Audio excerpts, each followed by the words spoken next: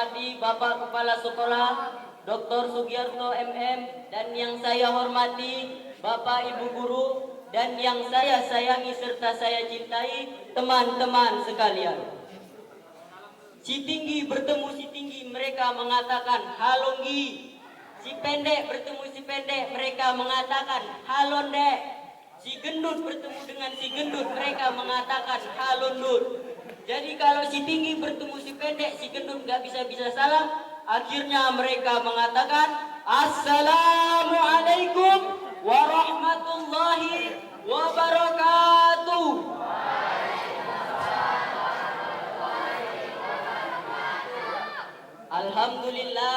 Alhamdulillahirabbil alamin. Nahmaduhu wa nasta'inuhu wa na'udzu billahi min shururi anfusina wa min sayyiati a'malina, ma yudlilhu fala mudhillalah wa ma yudlilhu fala hadiyalah. Ashhadu an la ilaha illallah wahdahu la syarikalah wa ashhadu anna sayyidana wa maulana Muhammadan abduhu wa rasuluh. Arsala rasulahu bil huda wa dinil haq liyuzhirahu 'ala dini kulli walau harikal musyrikun walau harikal munafiqun walau harikal muskafirun. Rabbi shrah li sadri wa yassir li amri wahlul 'uqdatam min lisani yafqahu qawli. Rabbi zidni ilma warzuqni fahma. Amma ba'du. Yang pertama-tama dan yang paling utama dan yang menjadi nomor paling pertama, marilah kita sama-sama panjatkan puja dan puji syukur kita kehadirat Allah Subhanahu wa taala, yang mana atas limpahan dan cucuran rahmat dan nikmatnya, dari nikmat yang terbesar sampai nikmat yang terkecil. Di mana nikmat yang terkecilnya salah satunya adalah kita masih diberikan yang namanya bulu. Di mana yang dari paling atas yang kita anggap remeh, di atas ada namanya bulu apa? Bulu rambut. Di mana bulu rambut berfungsi sebagai menyempurnakan kepala-kepala kita biar tidak seperti tuyul. Turun lagi ke bawah ada namanya bulu alis, di mana bulu alis berfungsi sebagai penyempurnaan kepada wajah-wajah kita agar terlihat ganteng-ganteng seperti abang-abang kita ini, dan terlihat cantik-cantik juga seperti teman-teman kita ini. Turun lagi ke bawah ada namanya bulu mata. Ya, bulu mata berfungsi untuk sebagai penghadang kotor-kotoran yang mau masuk ke dalam mata kita. Tapi kadang kebobolan juga, jadi nama itu kelilipan. Turun lagi ke bawah ada namanya bulu hidung, di mana bulu hidung berfungsi sebagai penyaring kotoran yang pada udara yang ingin kita hirup. Turun lagi ke bawah ada namanya bulu kumis, di mana bulu kumis berfungsi sebagai pertanda kegentlemanan seseorang laki-laki. Kalau kalian nggak percaya, kalian tengoklah Pak RT. Mana Pak RT? Turun lagi ke bawah ada namanya bulu jenggot, di mana bulu jenggot berfungsi sebagai kalau kita makan nasinya nggak jatuh ke lantai, nyangkut di jenggotnya. Kalau nggak percaya tanya sama Pak Nopan. Turun lagi ke bawah ada namanya bulu dada, di mana bulu dada berfungsi sebagai keperkasaannya seorang laki-laki. Turun lagi ke bawah ada namanya bulu jempol, di mana bulu jempol kalau ditarik sakitnya sampai ke ubun-ubun Pak Bu. Kalau nggak percaya tes. Begitu banyaknya nikmat yang diberikan oleh Allah Subhanahu wa taala kepada kita, yang sampai detik ini, saat ini kita masih dapat berkumpul di sekolah yang sama-sama kita cintai ini. Baiklah, sholawat beriringkan salam tak lupa juga kita hadiahkan kepada junjungan kita Nabi besar Muhammad sallallahu alaihi wasallam dengan melafazkan Allahumma shalli ala sayyidina Muhammad wa ala alihi sayyidina Muhammad. Semoga dengan perbanyaknya kita bersolawat, kita dapat digolongkan sebagai golongannya umat Nabi Muhammad yang mendapatkan syafaatnya di yaumil akhir kelak nanti. Amin ya rabbal alamin. Baiklah, pada kesempatan pagi hari ini, sebelum saya buka judul ceramah saya, marilah kita sama-sama bersolawatan biar semangat semuanya. Bisa? Yang laki-laki bisa bersolawatan? Tak semangat, coba kita tes yang perempuan. Yang perempuan bisa bersolawatan? Kalah, Le. Coba kita ulangi lagi. Yang laki-laki bisa bersolawatan? Ya, kalah. Ayo kita sama-sama bersolawatan. Salatullah salamullah ala taha rasulillah. Salatullah salamullah ala yasin habibillah. Tawasalna bismillah wabil hadi rasulillah wa kulli mujahilillah bi ahlil badri ya Allah. Oke, cukup. Terima kasih yang udah mau bersolawatan tadi. Yang tak mau dia bersolawatan, mati aja lah situ. Selanjutnya, pada kesempatan pagi hari ini, saya akan membawakan ceramah singkat saya mengenai zakat fitrah. Ibnu Abbas radhiyallahu anhu mengatakan, Rasulullah shallallahu alaihi wasallam mewajibkan yang namanya zakat fitrah. Untuk apa? Untuk membersihkan diri bagi orang-orang yang sudah berpuasa, di mana pada saat itu dia melakukan yang hal sia-sia, seperti halnya yaitu berkata-kata kotor. Dan zakat fitrah juga untuk memberi makan orang-orang miskin. Jadi ada golongan orang-orang yang wajib membayar zakat fitrah, dan juga ada golongan orang-orang yang tidak berhak membayar zakat fitrah, dan ada golongan orang-orang yang berhak menerima zakat fitrah.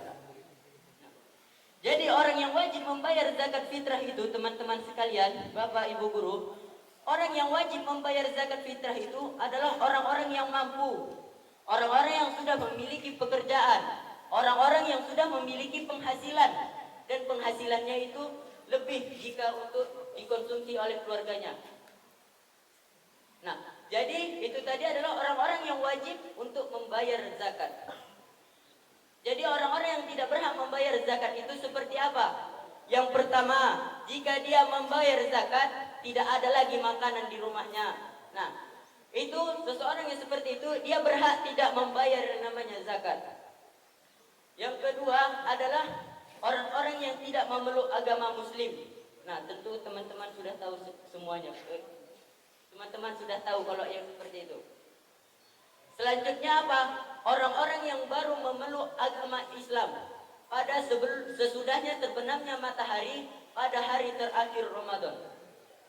Satu lagi apa? Ini kalau teman-teman mau mencontohnya, tidak mau membayar zakat, boleh diikutkan.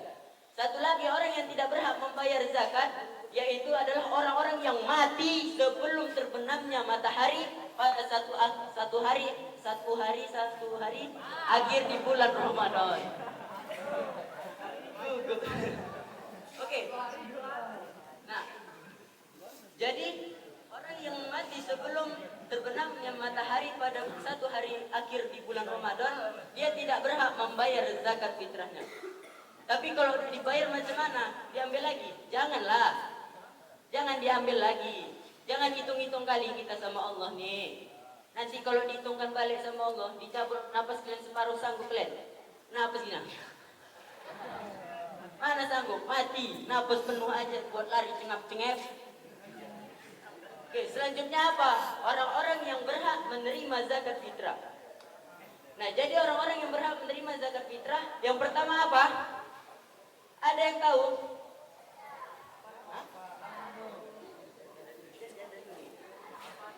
Yang pertama ada namanya fakir. Apa itu fakir?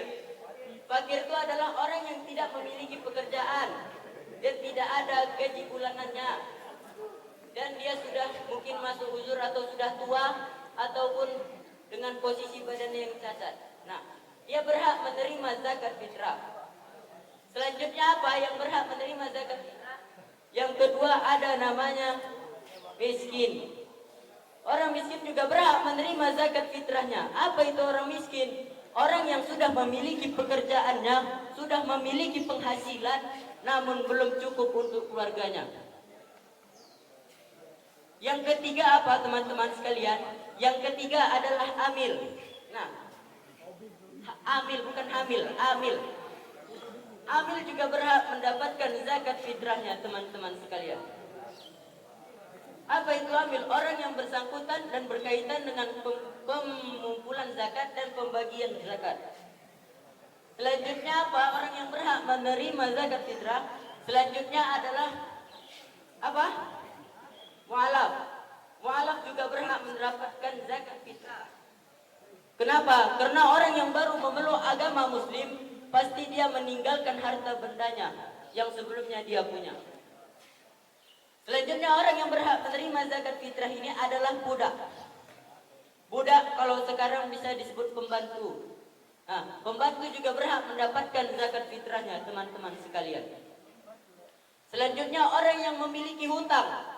Orang yang memiliki hutang juga berhak mendapatkan zakat fitrah, Pak Bu. Tapi hutangnya ditengok.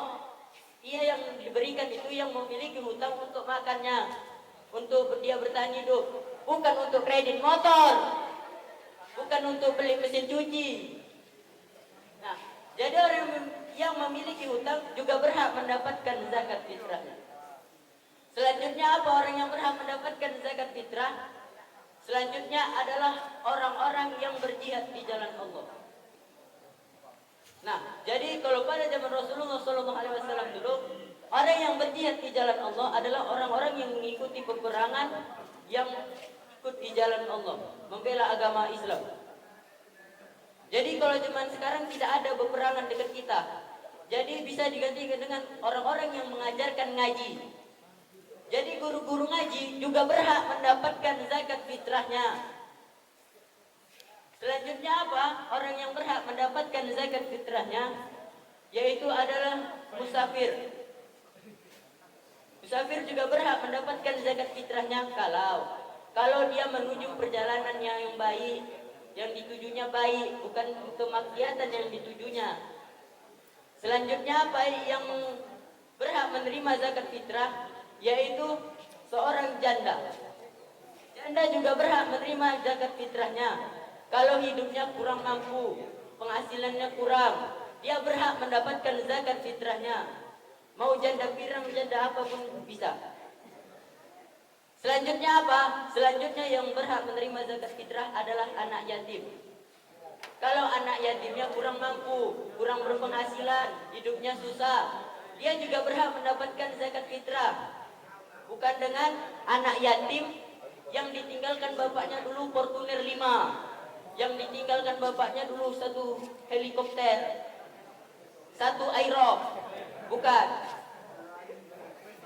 Nah, jadi zaman Rasulullah SAW dulu, beliau membayar zakat menggunakan kurma dan gandum. Mengapa kita tidak menggunakan kurma dan gandum juga? Rupanya Rasulullah SAW dulu membayar zakat menggunakan kurma dan gandum karena itu adalah makanan pokoknya di sana. Kita di sini makanan pokoknya, nasi, beras. Nah, jadi kita boleh membayar zakat menggunakan nasi atau beras tadi. Boleh pakai uang, boleh. Imam Hanafi memperbolehkan orang membayar zakat menggunakan uang. Baiklah, nampaknya udah mau masuk lagi jadwal ceramah di sana. Saya tutup ceramah saya ini. Wabillahi taufiq wal hidayah. Ambil yang baiknya, buang yang buruknya. Assalamualaikum warahmatullahi wabarakatuh.